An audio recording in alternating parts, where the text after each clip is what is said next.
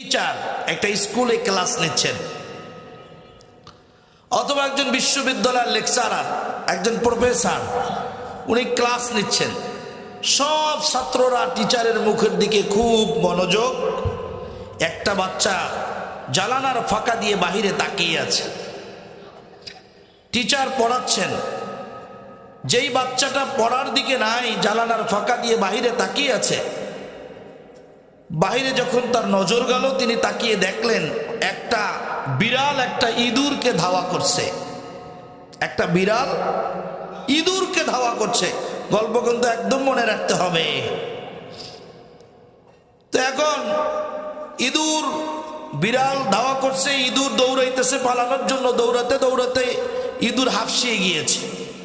চিন্তা করতেছে কোথায় পালাবো, এখন তো আর দৌড়াতে পারতেছি না। শেষ পর্যন্ত নিরুপায় হয়ে একটা জমির আইল্যান্ড খুঁজে পাইলেন। বরিশালের ভাষা যাকে বলা হয় আইল, আপনারা চিনেন, আইল্যান্ড ছিলেন জমির। এই জমির আইল্যান্ড খোঁজা শুরু করলেন নিজেকে লুকানোর জন্য। খুঁজতেছে খুঁজতেছে খুঁজতেছে, কিছু সময় খুঁজে আবার নিজের মাথাটা গর্তের ভিতরে ঢুকায় দেখে যে কতটুকুন তিনি পালাতে পেরেছে, কতটুকুন পালাতে তিনি সক্ষম হয়েছে।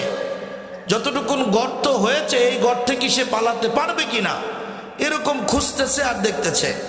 করতে করতে করতে করতে 40 মিনিট পার হয়ে গেছে। স্যারের তো ক্লাস টাইম শেষ। স্যারও ক্লাস শেষ করছে,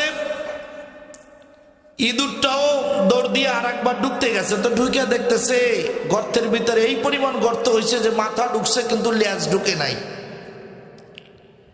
এই পর্যন্ত দেখা শেষ হয়েছে ওই স্টুডেন্টের।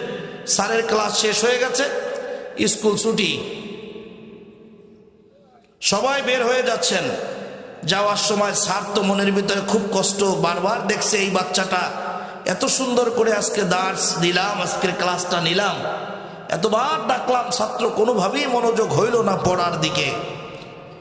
তিনি খুব কষ্ট নিয়ে যখন স্কুল থেকে বের হয়ে যাচ্ছেন, ওই বাচ্চাটার মাথার উপরে হাত রেখে বলল, বাবা আব্দুর রহমান, আজকে যা তোমাকে পড়িয়েছি তা কি তোমার মাথায় ঢুকেছে? ছাত্র বলছে, স্যার মাথা তো ঢুকছে কিন্তু লেজ এখনো ঢুকে পারেনি। আপনারা কি আমার কথা বুঝছেন? স্যার বলল, আমি যে 40 মিনিট পড়াইলাম, এই পড়ায় আমার কোনো লাভ হয়নি। ছাত্র বলতেছে, আমি যে 40 মিনিট গল্পটা দেখলাম, এতে আমারও কোনো ফায়দা হয়নি। ইঁদুর ডাক দিয়ে বলতেছে, আমি যে 40 মিনিট বিড়ালের ভয়তে পালানোর জন্য গর্ত খুঁজলাম, কষ্ট করলাম, আমারও কোনো ফায়দা হয়নি। কারণ কি? কারণ হলো লেজ যদি বিড়াল দেখে, ওকে চিনতে পারবে কিনা? বিড়াল থেকে যদি ইঁদুর পালাতে চায়, তাহলে তো ওর লেজ সহ গর্তের ভিতরে ঢুকতে হবে। কথা বলুন ঠিক কিনা?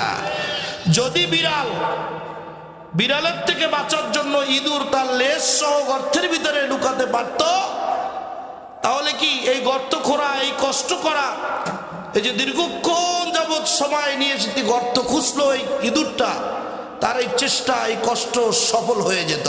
ঠিক কিনা?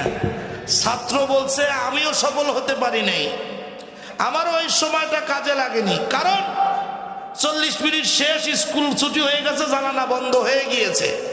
আমি তো দেখলাম কেবল মাথা ঢুকছে, এখনো লেজ ঢুকে নাই। আমি যদি পুরো গল্পটা শেষ করতে পারতাম যে ইঁদুর বিড়াল থেকে লেজ সহ গর্তের ভিতরে ঢুকেছে পালানোর জন্য, তাহলে আমার মনের ভিতরে একটা তৃপ্তি হইতো।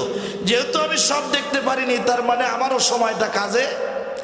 স্যার বলতেছে, আফসোস, আমিও যে দীর্ঘক্ষণ দার্স দিলাম, পড়াইলাম, আমার এই পড়া, এই চেষ্টা, এই কষ্ট, এই মেহনত কোনো কাজে লাগে নাই।